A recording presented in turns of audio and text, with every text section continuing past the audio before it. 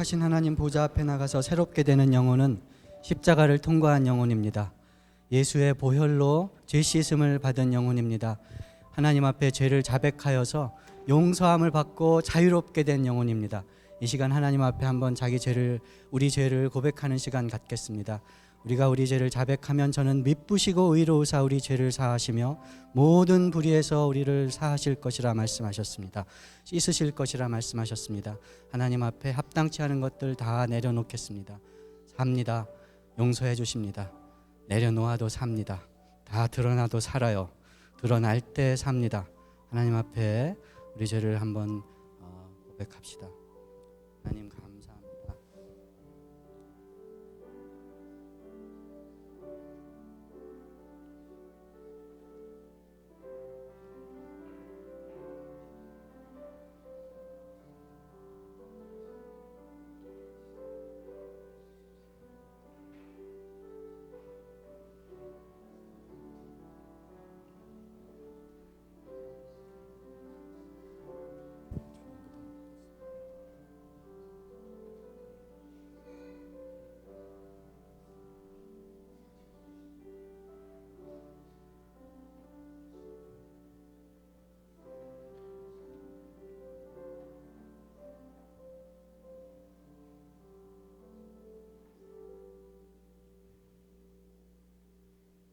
하나님, 우리 생각이, 우리 판단이 주님보다 높았습니다. 나의 두려움이 주님보다 더 두려웠습니다. 용서하여 주시옵소서. 십자가 앞에 우리 죄를 다 내려놓고 용서하기를 은혜를 바라오니 예수의 보혈로 우리를 씻어주시고 약속하신 대로 미쁘시고 의로우신 주님께서 우리 죄를 사하시며 모든 불의에서 깨끗이 씻어주시어서 어떤 죄도, 어떤 약함도, 어떤 의심도 우리를 넘어뜨릴 수 없이 세워주시옵소서. 전능하신 주님으로 임재하여 주시어서 겁과 두려움이 두려워 도망가는 예배 심령 되게 도와주시옵소서. 예수님의 이름 받들어 기도드리옵나이다. 아멘. 다 자리에서 일어나시겠습니다. 일어나셔서 우리 찬송가 32장 만유의 주제 함께 하나님 찬양하시겠습니다.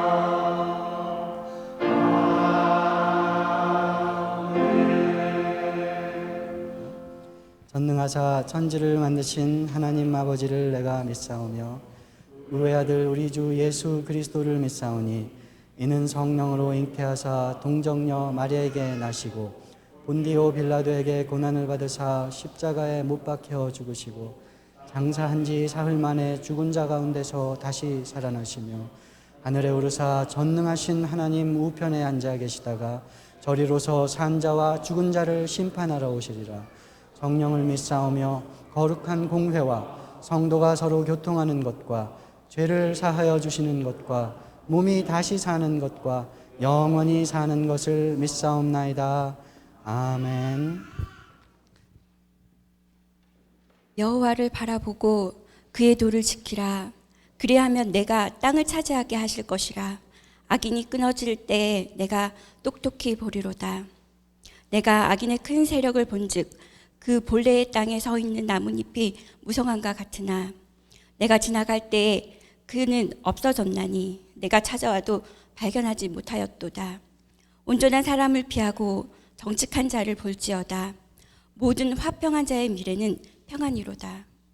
범죄자들은 함께 멸망하리니 악인의 미래는 끊어질 것이나 의인들의 구원은 여호와로부터 오나니 그는 환난 때에 그들의 요새이시리로다. 여호와께서 그들을 도와 건지시되 악인들에게서 건져 구하심은 그를 의지한 까닭이로다.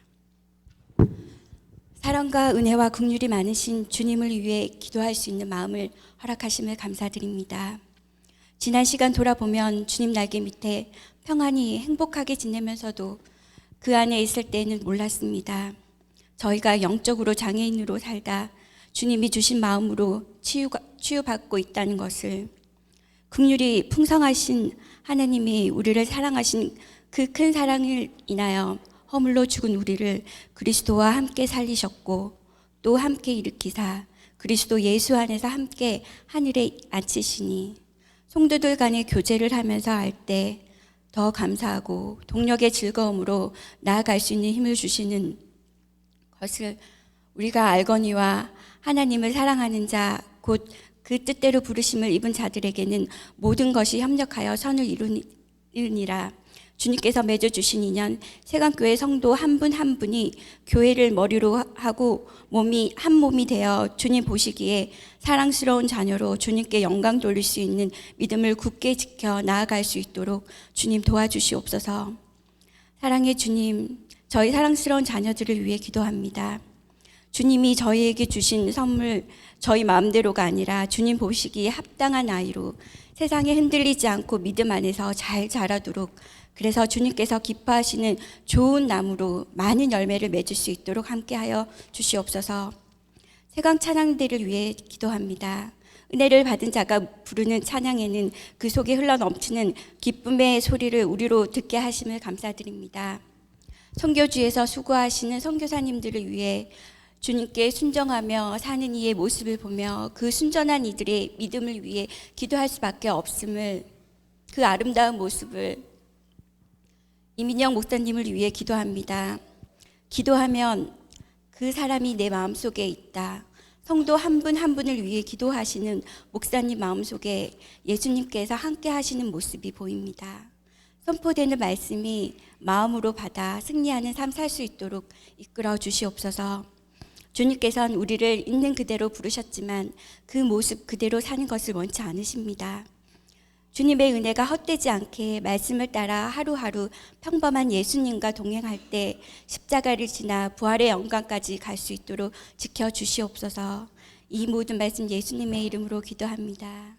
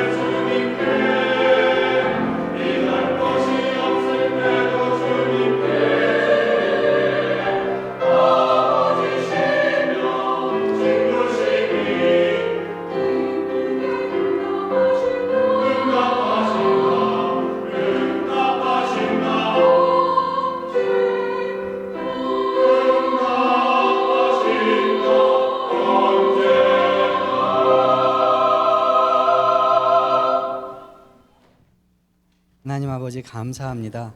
우리 만유의 주인 되신 주님께서 우리 아버지 되시니 참으로 감사드리옵나이다. 우리에게 있는 모든 좋은 것이, 우리가 가진 모든 것이 주께로부터 온 것을 알게 하시니 참 감사합니다. 하나님 아버지, 주님께로 온 것 중에 주님 우리 마음을 드리고 찬양을 드리고 헌물 드려 주님께 영광 돌리고자 합니다. 주님 받아주시고 영광 받아 주시옵소서. 일용할 양식을 허락하여 주시어서 남을 도울 만큼 있게 하시고 하나님이 필요 없다고 할 만큼 부자 되게도 하지 말아 주시어서 하나님과 동행하고 이웃을 사랑하며 하나님 허락하신 약속의 땅에 살아가는 복된 백성으로 삼아 주시옵소서. 교회 지혜를 허락하셔서 하나님 나라 세우는 일에, 형제 하나님 사랑하시는 형제 자매를 세우는 일에, 약한 자를 돕고 가난한 자에게 좋은 소식을 전하는 일에, 죽은 영혼을 살리는 일에 주님 힘쓰게 도와 주시옵소서. 힘쓸 일꾼들을 허락하여 주시옵소서. 주님의 비전을 허락하여서 부르신 자리 시키신 일 감당할 때 어렵지 아니하게 승리 가운데 넉넉히 이기게 도와 주시옵소서. 예수님의 이름으로 기도드리옵나이다. 아멘.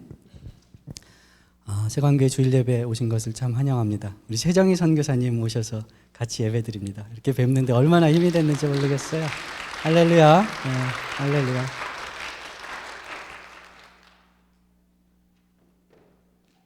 우리 중고등부에서 광고가 있습니다. 우리 금요일마다 이제 브라이언 선생님이 아이들하고 시간을 갖습니다. 큐티하고 같이 찬양하고 또 이야기 나누는 시간 갖습니다. 중고등부 학생들 많이 오고 있는데요. 5학년 학생들도 초대했습니다. 그래서 우리 교회 5학년 학생들이 5명 있거든요. 5명 초대했으니까 부모님들은 아이들하고 이야기하셔서 어떻게 학교 한번 이야기하셔서 같이, 이제 어차피 내년 요번 9월이면 중고등부 올라오거든요. 그래서 그 형들하고 누나들하고 또 언니들하고 같이 먼저 시간을 갖고 교제하는 시간 가지면 좋겠습니다. 여름방학 때 중고등부에서 지원자가 많을 경우에 사회봉사, 일주일간 사회봉사 캠프를 다녀오려고 합니다. 기간을 알아야 되니까 14살 이상 중고등부 학생을 가지신 부모님들께서는 우리 자녀분들하고 언제 일주일 시간을 방학 중에 낼 수 있는지, 갈 마음이 있는지 한번 이야기하셔서 날짜를 알려주시면 감사하겠습니다. 다른 광고 없으시면 우리 하나님 말씀 읽도록 하겠습니다. 오늘 주시는 하나님 말씀은 누가복음입니다. 누가복음 1장 26절에서 38절 말씀을 저와 여러분이 한 절씩 교독해서 읽겠습니다. 누가복음 1장 26절에서 38절입니다. 여섯째 달에 천사 가브리엘이 하나님의 보내심을 받아 갈릴리 나사렛이란 동네에 가서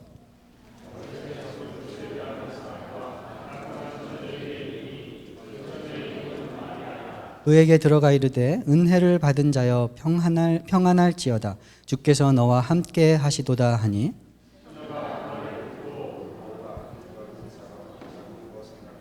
천사가 이르되 마리아여 무서워하지 말라 네가 하나님께 은혜를 입었느니라 내가 잉타하여 아들을 낳으리니 그 이름을 예수라 하라 그가 큰 자가 되고 지극히 높으신 이의 아들이라 일컬어질 것이요 주 하나님께서 그 조상 다윗의 왕위를 그에게 주시리니 야곱의 집을 왕으로 다스리실 것이며 그 나라가 무궁하리라.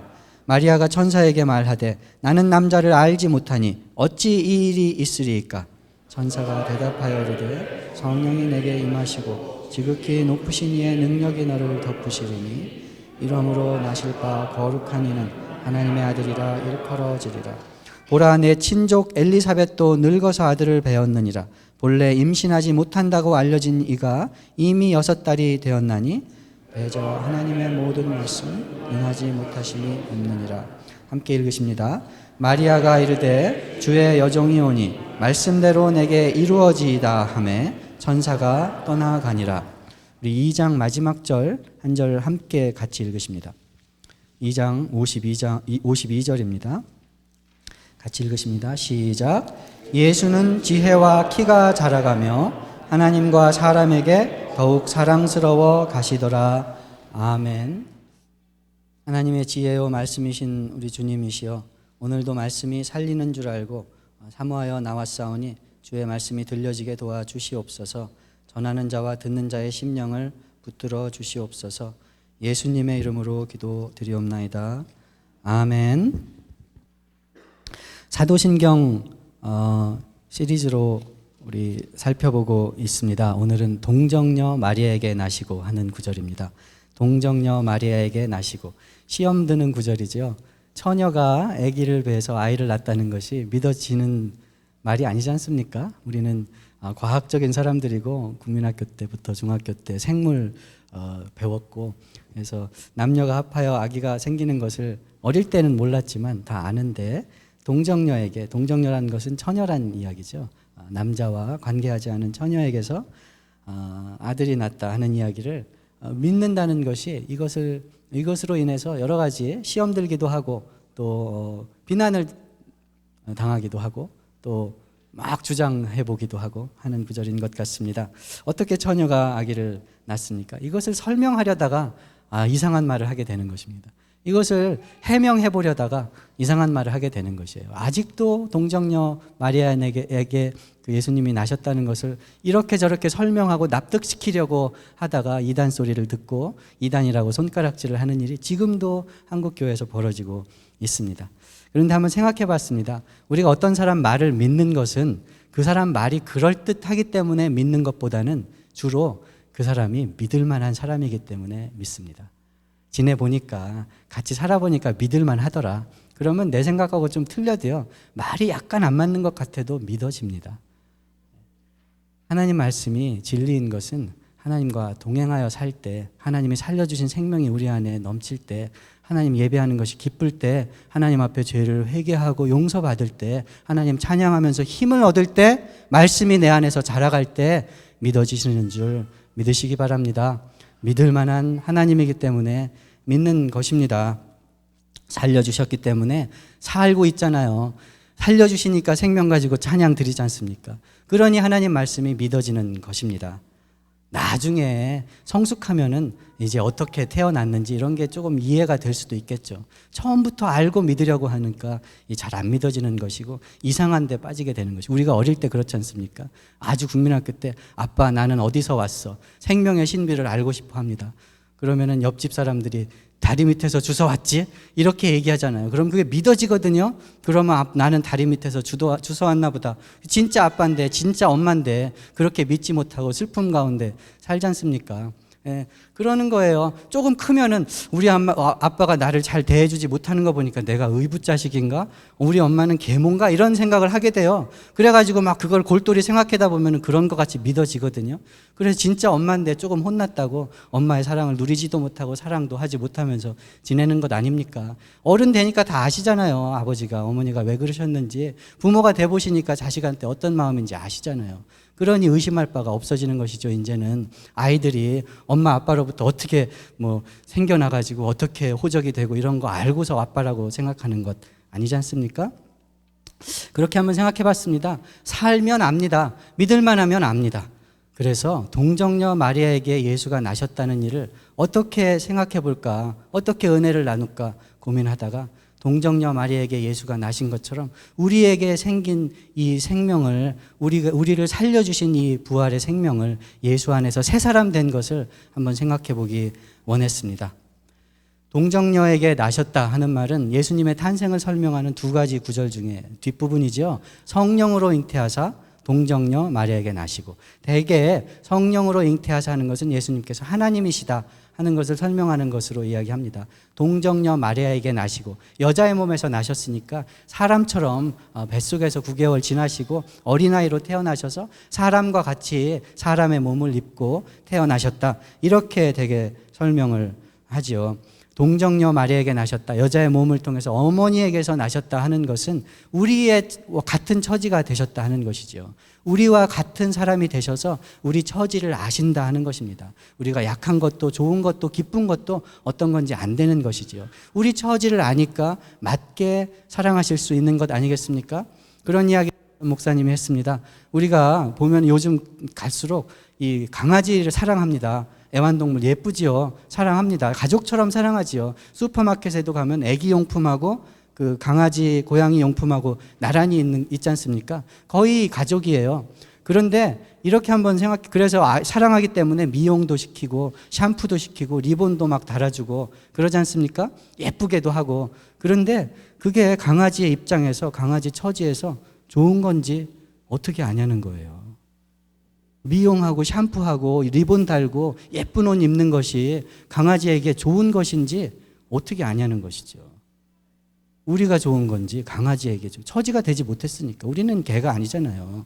그런데 예수께서 우리와 같이 되시고 우리 처지를 아시고 우리를 사랑하신다 하는 것은 거룩하신 하나님께서 인간의 형체를, 종의 몸을 가지고 우리가 무엇을 아파하는지 무엇을 기뻐하시는지를 아셨다는 이야기입니다. 하나님께서 우리 처지를 아시고 처지에 따라 도우시고 사랑하신다는 것이에요. 우리 처지가 어땠습니까? 하나님과 원수돼서 죄인으로 영죽을 인생이었지 않습니까? 예수께서 그 죄를 다 짊어지신 것입니다. 하나님과 떨어져 사는 것을 보지 못해서, 하나님과 원수된 것을 견디지 못해서 하나님 앞에 용서받은 의인으로 원래 만드신 하나님 자녀로 행복하게 사는 것을, 살지 못하는 것을 견디지 못하셔서 아시니까 죄를 다 짊어지신 것입니다. 그것이 사랑이지요. 예수님의 성육신이지요. 여자의 몸에서 태어나신 목적인 것입니다. 다 아십니다. 다 아시니까 우리 언제나 예수님 앞에 나갑시다. 때를 따라 도우시는 은혜를 얻기 위하여 하나님의 거룩한 보좌 앞으로, 자비하신 아버지 앞으로 늘 나갑시다. 때를 따라 돕는 은혜를 받아 누리면서 살기 원합니다. 비교적 잘 살 때 아버지 앞에 예배 드릴 만한 체면이, 얼굴이 좀 들려질 때만이 아니라 부끄럽고 약할 때에도 아버지 앞에 가서 하나님이 얼굴 들어주시는 것을 받자는 것입니다. 하나님 필요할 때만 혼자서 잘 괜찮다가 필요할 때만 하나님 찾는 것이 아니라 언제나 하나님 동행하면서 복과 은혜를 받아 누리자는 것이지요. 아시는 주님이시기 때문에. 그런데 동정녀 마리아에게 나셨다고 합니다. 동정녀라는 것은 남자를 알지 못하는 처녀란 이야기잖아요. 남자를 통해 사람으로 나셨지만, 육신을 입고 나셨지만 인간의 힘으로 난 것은 아니라는 말씀이지요. 남자를 통해서 난 것이 아니다. 하나님으로부터 나온 것이다 하는 것이죠. 그러니 예수님의 육신의 어머니 된 마리아가 귀한 분이지 않습니까? 그래서 어떤 종파에서는 마리아를 신성시합니다. 하나님의 아들이 태어난 그런 여자니까 죄가 없고 거룩하고 깨끗하고 신성하다, 특별하다, 이런 것이 좀 지나쳐서 마리아는 원래 인간이지만 조상 때로부터 아무 죄가 없다, 이렇게 가르칩니다. 무염수태라는 교리가 있거든요. 무염수태, 그러니까 오염하는 염자죠. 그러니까 immaculate conception, 그러죠. 아무 더럽혀지지 않은 상태에서 하나님의 아들이 태어나셨다 하는 것입니다. 이것이 그냥 남자와 관계하지 않은 처녀의 몸에서 나셨다 이런 정도를 지나서 이 마리아의 조상으로부터 인간이지만 아무 죄가 없다. 왜냐하면 하나님의 아들이 죄 가운데 태어날 수 없으니까 라는 것을 이렇게 강조하다 보니까 그렇게 설명하는 교리가 있습니다. 그런데 동정녀 마리아에게 예수님께서 나셨다 하는 말의 핵심과 좀 벗어난 것이 아닌가 생각합니다. 거룩한 하나님의 아들께서 처녀의 몸에서 나셨다 하는 것은 하나님의 아들께서 약한 자의 몸에서 나셨다 하는 것이 오늘 읽은 본문의 참 맥락입니다. 당시 결혼 정년기에, 이제 마리아가 정혼한 처녀였잖아요. 당시의 결혼 정년기는 13살, 14살입니다. 15살, 16살이 되면 벌써 노처녀였어요. 그러니까 마리아는 13살, 14살 소녀였거든요. 한번 생각해 보세요. 13살이면 저희 작은 아이 딸애가 13살, 몇 살이죠? 14살이거든요. 곧 15살 되나? 그런데 14살이 되는군요, 이번에 올해. 13살이거든요. 그런 아이가 이제 중학교 다니는 아이에게 천사장이 찾아와서 인류를 구원할 구세주가 너에게서 날 것이다. 정혼한 상태인데 네가 아기를 배워서 아들을 낳을 것이다. 이렇게 얘기하는 거예요. 그러니 얼마나 가슴이 떨리고 조여지는 이야기입니까? 한번 생각해 보세요. 약한 자에게 하나님의 구원의 계획이 임하였다 하는 것이 오늘 동정녀 마리아에게 나신 하나님의 예수님의 이야기의 참 의미인 것 같습니다. 가난한 자에게 약한 자에게 구원의 소식이 전해졌다 하는 것이죠. 그러니 이 13살, 14살 된 이 여자아이가 어찌하여 이런 일이 있겠습니까? 두려워하고 떠는 마음이 갖는 것이 당연하지요. 우리가 구원을 가진 것이 그것입니다. 우리 안에 예수의 생명을 가진 것이 그것이에요. 어찌하여 우리 이 흙으로 된 이 몸속에 예수의 생명을 주셨습니까? 하는 것이죠. 가난한 자에게 아름다운 소식이, 묶인 자에게 자유됨의 소식이, 죄 있는 자에게 용서해 주는 소식이, 죽은 자에게 살리는 소식이 전해진 것이 어찌하여 이렇게 아름답고 놀랍고 영광스러운 소식이 이런 자에게 주어졌습니까? 하는 것이 오늘 본문에서 읽을 수 있는 것이라는 것이죠. 질그릇 속에 보배를 가진 게 우리 삶 아닙니까? 우리는 질그릇이에요. 깨지기 쉽습니다. 보기에 아름답지 않아요. 그런데 하나님 앞에 예배 드릴 수 있는 것, 하나님이 좋아서 어쩔 줄 모르는 것, 하나님이 보기만 하면 스바냐서 보니까 입이 이렇게 막 찢어지도록 노래를 그치지 못하며 사랑하는 이유가 뭡니까? 우리 안에 보배가 예수의 생명이 핏값 주고 산 그 의인된 예수 생명이 있기 때문이 아니겠습니까? 질그릇 속에 보배를 가진 이 기쁜 소식, 그것이 동정녀 마리아에게 나신 예수님의 임한 예수님의 소식의 의미라는 것이죠. 근데 한 가지 중요한 게 있었어요. 마리아가 그렇게 얘기했지 않습니까?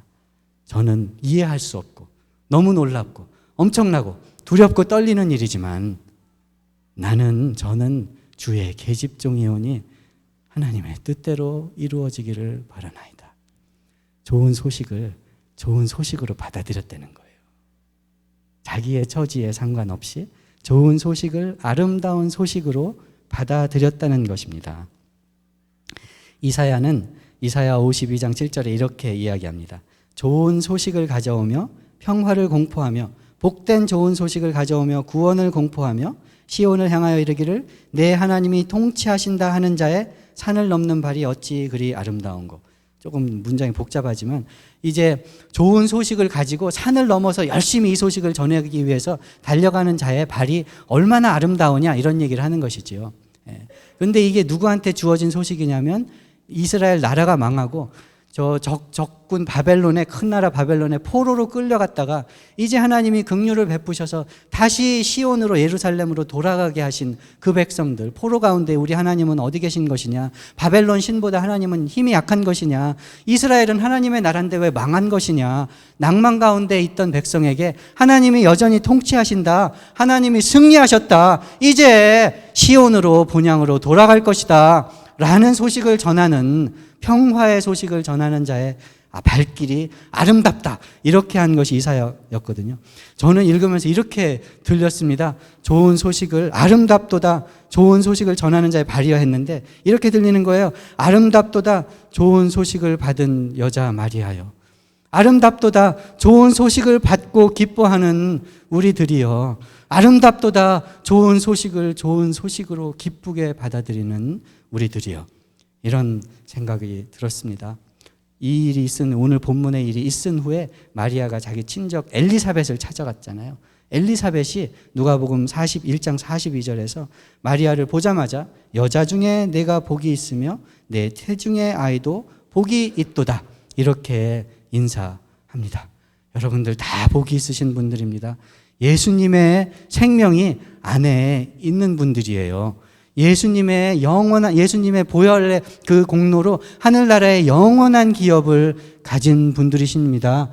아름답도다 좋은 소식을 받고 받아들여 믿어 예수의 나라에 들어간 여러분들이여. 이런 소식이 들려지는 것이지요.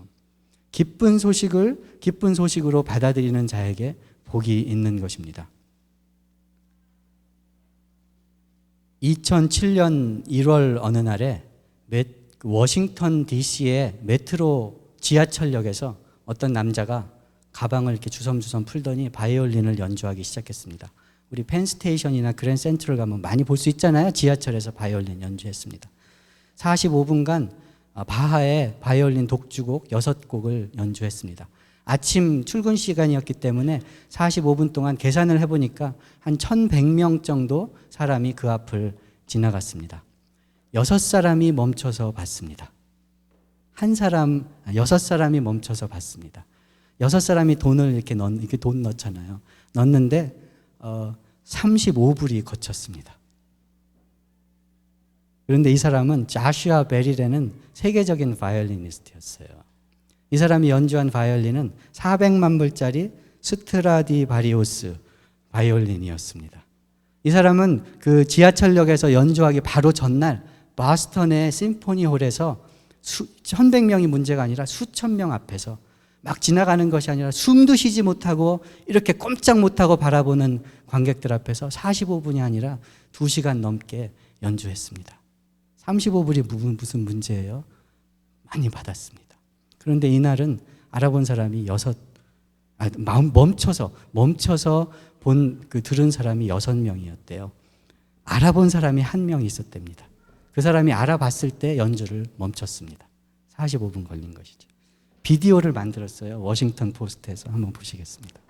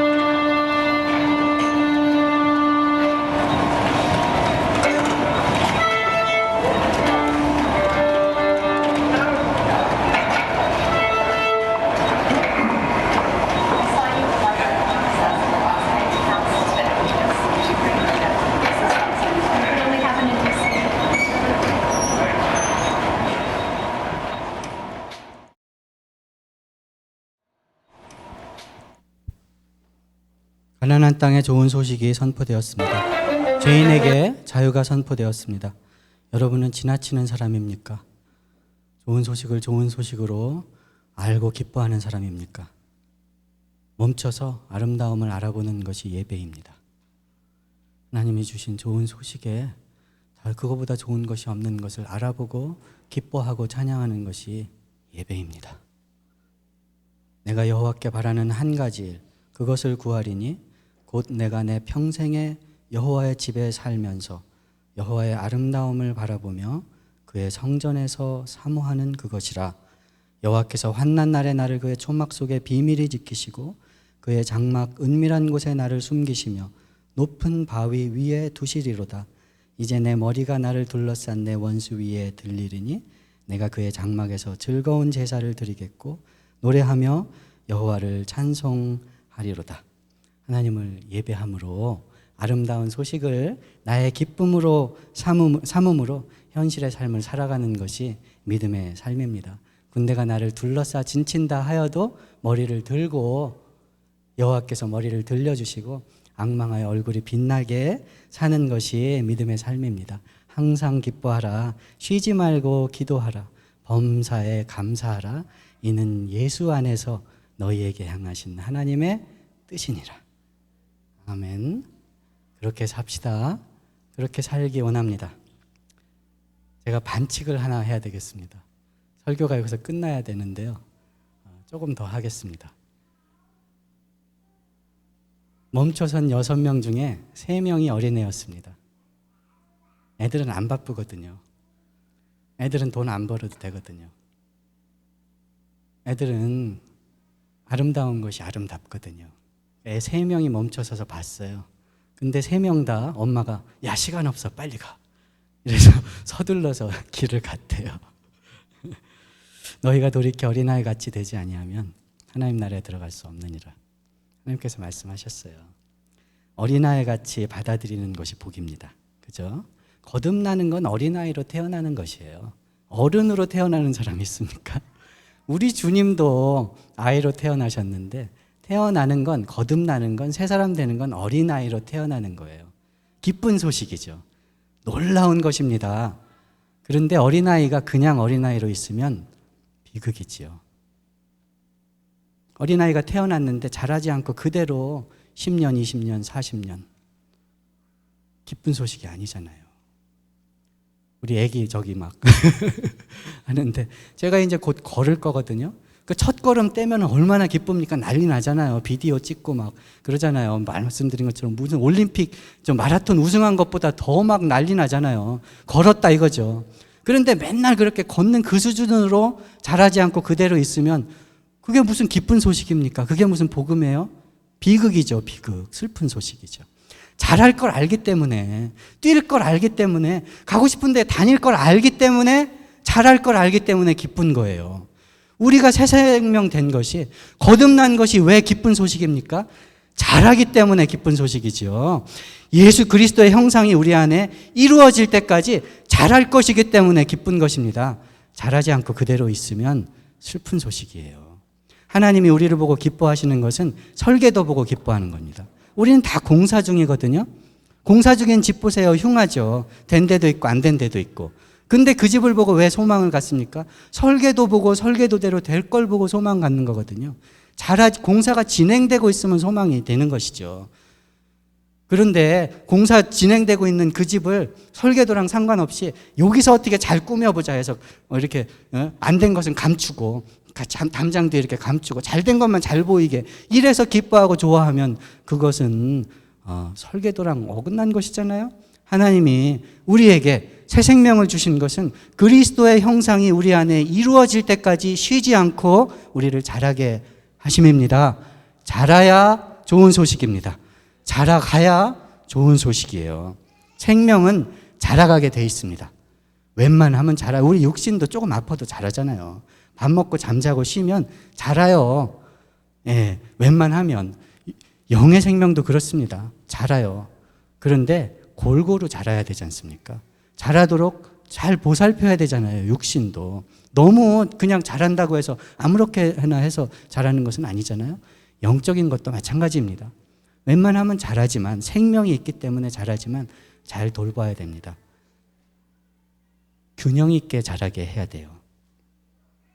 살아있는 것을 육신은 보이지만 영적인 것은 어떻게 산지 죽은지 어떻게 알아요? 뭐 살았다 그런다고 사라집니까? 자라는 것을 보면 알 수 있죠. 열매 맺는 것을 보면 산 것을 알 수 있어요. 겨울에 나무가 죽었는지 살지 모르지만 봄에 잎이 피고 가을에 열매가 맺는 것을 볼 때 살아있는 걸 아는 것이잖아요. 영적인 생명 그렇습니다. 자랄 때 살아있는 거예요. 열매를 맺을 때 살아있는 것입니다. 그런데 열매를 맺고 자라는데 균형이 잡혀야 돼요. 육신도 마찬가지입니다. 오늘 본문에 이렇게 나오잖아요. 2절 마지막 절에 예수께서 자라시되 키와 지혜와 자라가시고 사람과 하나님 앞에서 은혜가 더하여 가셨다. 키는 육신이죠. 지혜는 정신적인 것입니다. 사람 앞에서 잘했다는 것은 사회적인 것입니다. 하나님 앞에서 은혜가 커졌다는 것은 영적인 것이지요. 그러니까 육체적으로, 정신적으로, 영적으로, 사회적으로 예수님도 잘하셨다는 거예요. 우리 삶도 그렇지 않습니까? 성숙하다는 게 무엇입니까? 지식으로나 감정적으로나 사람을 대하는 관계에서나 육체로나 자라가는 것이 성숙하는 것이잖아요. 균형을 잃은 수도 있어요. 지식은 어른인데 감정은 사춘기일 수 있어요. 그런 사람이 있어요. 지식은 어른이에요. 사회적으로도 어른이에요. 다 기능하는데 감정적으로 사춘기처럼 이 뭔가 이렇게 되면은 거기서 자기를 이기지 못하는 그 상태에 머물러 있는 사람들이 있다는 것이죠. 육신은 멀쩡한데 정신이 자라지 못하는 사람이 있는 것처럼 우리는 얼만큼 성장했습니까? 약한 부분만큼 성장한 거예요. 이런 그림이 있거든요. 그림을 한번 보여드릴게요. 저게 그 물통이잖아요. 물통이 여러 가지 이렇게 막대로 되어 있는데 물이 어디까지 잠깁니까? 제일 낮은 막대까지 잠기는 거예요. 제일 낮은 막대까지. 돌아보셔야 된다는 것이죠. 내가 영적으로 예배와 기도와 하나님 앞에 간구하는 것과 형제 자매를 사랑하고 용서하고 서로 세워주는 이 모든 일들 가운데 균형 있게 자라가고 있는지 살피셔야 된다는 것입니다. 살펴야 된다는. 교회가 힘을 얻어 서로 함께하는 일이 그 일이지요. 하나님 생명이 자라가게 말씀 공부도 하고 봉사하는 연습도 하고 사랑하는 연습도 하고 자라가는 것입니다. 함께 자라가는 것이지요. 한쪽만 잘한다고 높은 것만 이렇게 보이고 내보이고 한다고 저절로 자라는 게 아니에요. 자라야 살아있는 것입니다. 말씀, 기도, 예배, 봉사, 구제, 사랑, 기쁘게 사는 것, 감사하는 것, 너그럽게 대하는 것, 사랑과 화평과 희락과 오래 참음과 자비와 양성과 충성과 온유와 절제, 균형 있게 다 자라야 된다는 것이죠. 우리 교회 제자훈련 하는데 제자훈련 과정이 혹시 속성으로 자라는 것이라고 생각하신다면 착각하시는 것이에요. 제자훈련은 어디가 안 자랐는지 거기로 돌아가는 거예요. 안 자란 부분을 자라게 하는 것이 제자훈련입니다.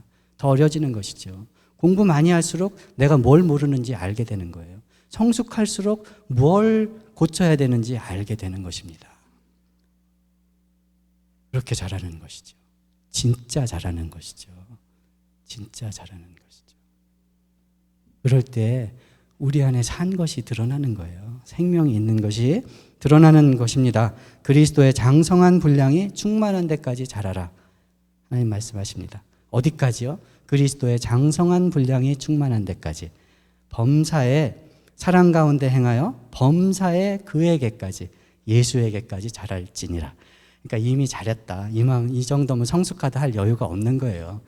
하나님 예수님까지 자라려는데 돌아보고 비교하고 판단할 여유가 없다는 것이죠. 여러분은 성숙한 그리스도인이십니까? 아직 연약한 그리스도인이십니까? 어려운 질문이죠. 이렇게 심각하게 얘기해놓고 질문하면 참 답하기 어렵습니다. 맥락에 따라서 성숙해서 약한 자를 도와줄 때가 있어요. 그럴 때는 성숙한 그리스도인입니다. 미약해서 성숙한 그리스도인의 본을 보고 도움을 받아야 될 때가 있어요. 그럴 때는 겸손하고 낮은 미약한 그리스도인입니다. 그래야 잘할 거 아니에요, 같이. 근데 우리는 거꾸로 생각해요. 거꾸로 생각해요. 당신이 저 사람이 성숙한데 나를 도와줘야지. 저 사람이 성숙하니까 참아줘야지. 이렇게 생각한단 말이에요. 미약한 것이 덤벼들다니. 이렇게 생각하는 게 우리라니까요. 도와줄 수 있을 때는 성숙한 그리스도인으로 도와주고 본을 받고 도움을 받을 때는 미숙한 그리스도인으로 본을 받는 것이 같이 자라가는 것이 사는 길이라는 것입니다. 같은 배를 탔거든요. 함께 자라가는 거예요. 우리 교회가 자라는 건 어디까지 자랍니까? 가장 미약한 형제 그 수준까지 자라는 것입니다. 그거 감추고 이렇게 잘 많이 성숙한 것만 내보여서 자라는 것이 아니라는 것이죠. 천국에 가면은요 다 끝까지 자랐거든요. 천국에 가면 정말 남을 나보다 낮게 여기고, 그 말 제가 자주 하잖아요, 요즘에. 남을 나보다 낮게, 더 낮게, 좋게 여기고. 이게 참 어려운데 천국에 가면 모든 사람들이 나보다 나은 거예요. 근데 그게 기분 좋은 거예요. 그게 천국이죠. 네, 여기서 연습해야 됩니다. 여기서 같이 자라는 게 기뻐야 천국 가서 기쁜 거예요. 여기서 나 잘하는 것만 기쁘면 천국 가서 안 기뻐요. 천국은 남이 다 나보다 나은데요? 다 그걸 좋아하는데요? 천국 가시고 싶으십니까? 아멘 하세요. 안 가고 싶어요? 천국 가시고 싶으십니까? 네, 성숙한 그리스도인으로 약한 자를 도웁시다. 천국 가고 싶으십니까? 겸손하게 도움을 받고 가르침을 받읍시다. 함께 자라갑시다. 예수님도요, 우리가 잘하는 만큼 자기 생명을 드러내십니다. 얼마나 답답하시겠어요. 우리 같으면 정말 열터져 죽을 것 같아요. 그런데 우리가 잘하는 만큼 그 영광스러운 생명을 드러내신다는 거예요. 진짜 잘하기 원하니까, 소망이 있으니까, 설계도가 있으니까요. 우리 형제 자매를 보고 설계도를 보고 기뻐하고 사랑하는 것입니다. 지금 공사 중이에요. 지금 공사 중이에요. 설계도를 보고 기뻐하고 사랑하고 즐거워하고 남을 나보다 낮게 여기고 서로 섬기는 것입니다. 함께 지어져 갈 때 삽니다. 산 것이 드러납니다. 함께 지어져 가서 그리스도의 장성한 분량까지 자라가는 교회 되기를 주님의 이름으로 축원합니다. 기도하시겠습니다.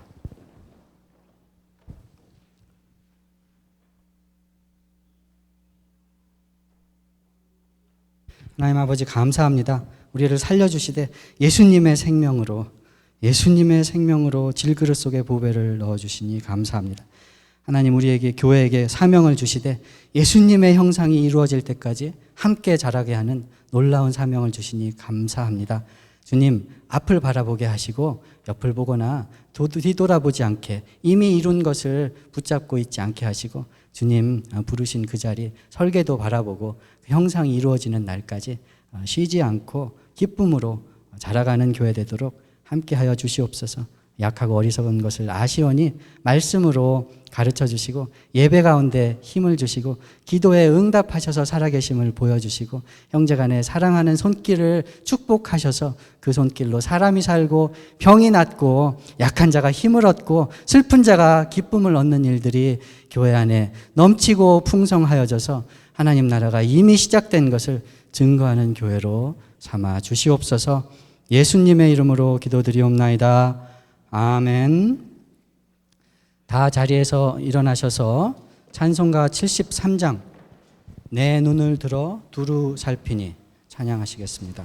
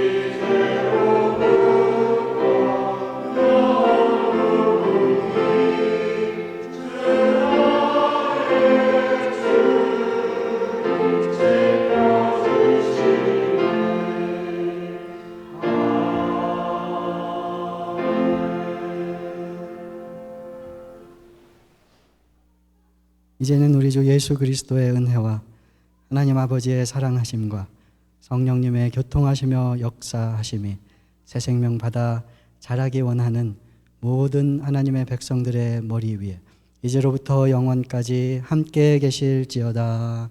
아멘.